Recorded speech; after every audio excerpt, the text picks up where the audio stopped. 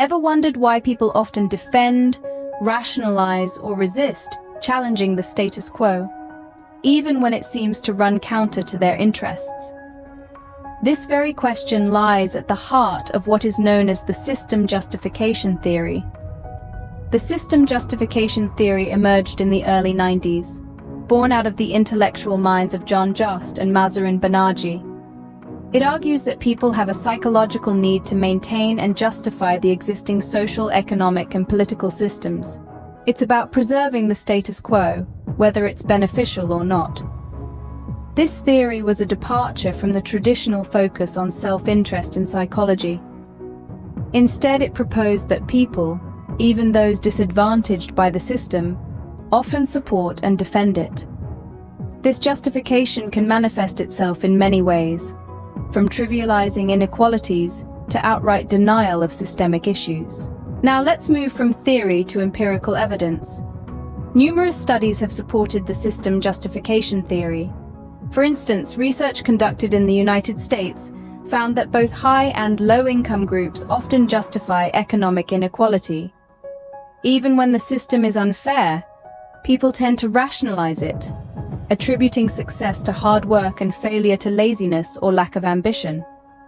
Another study, this time in Hungary, found that system justification was higher among those facing economic hardship. Why?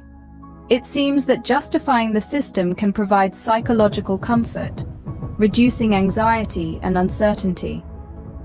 But it's not just about economic systems. A study in India found that both high and low caste individuals justified the caste system.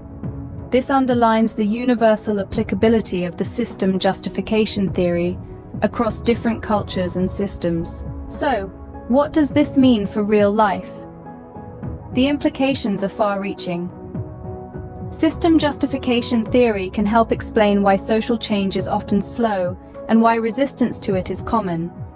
It can shed light on why people often cling to harmful traditions or support oppressive regimes. It's also a critical lens through which to understand political behavior. For instance, it can help explain why people vote against their interests, or why they may support policies that increase inequality. However, it's important to remember that system justification is not the end-all, be-all. Individuals and groups can and do challenge and change systems. Understanding system justification theory can aid in these efforts, offering insights into why resistance occurs and how it might be overcome. In conclusion, system justification theory is a powerful tool in understanding human behavior. It highlights our tendency to defend and rationalize the status quo, often against our interests. Empirical findings across different contexts support this theory, and its real-life implications span from politics to social change. It reminds us that change is not just about proposing new ideas, but also about overcoming deeply ingrained psychological tendencies to justify and preserve the system as it is.